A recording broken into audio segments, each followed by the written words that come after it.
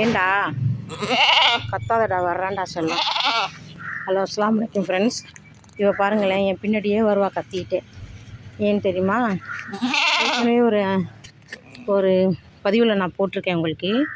ஒரு 4-5 குட்டி போட்டு, அதாவது குறப்பிரசவத்தில் குட்டியெல்லாம் செத்து போயிடுச்சு ஃப்ரெண்ட்ஸ். செத்து போச்சுன்னு சொன்னால் வெளியில் மேய போன இடத்துல யாரோ அடிச்சிட்டாங்க போல இருக்குது ஃப்ரெண்ட்ஸ். வயிற்றுல 5 குட்டிங்க, மசாலா 5 குட்டிங்க.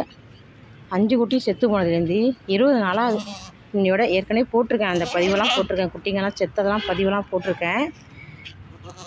கத்திக்கிட்டே இருக்கா, பாவமாக இருக்குது. வெளியில் போன இடத்துல யாரோ அடிச்சிருப்பாங்க போட்டுக்கு வயிற்றுல.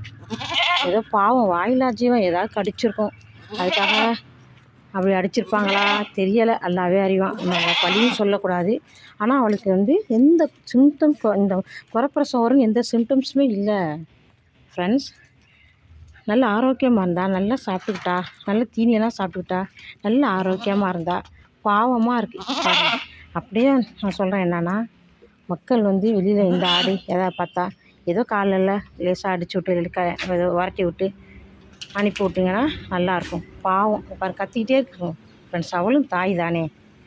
இப்போ பாருங்கள், என்னை பால் கறக்க சொல்லி தொல்லை பண்ணுறா.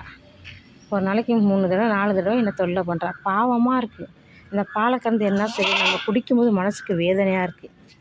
அதனால் யாராக இருந்தாலும் இந்த மாதிரி ஆடு வளர்க்குறவங்களோ, ஆடு வளர்க்குறத பார்த்தாலோ, இல்லை ஆடு ஏதாவது கடித்தாலோ பாவம், அதை அடிக்காமல் பார்த்து விரட்டி விடுங்க. அதை தான் நான் சொல்ல இந்த பதிவு உங்களுக்கு கொடுக்குறேன். அஸ்ஸலாமு அலைக்கும். நான் பால் கறந்தாதான் அவள் கத்துறதே நிப்பாட்டுவாள். அஸ்ஸலாமு அலைக்கும்.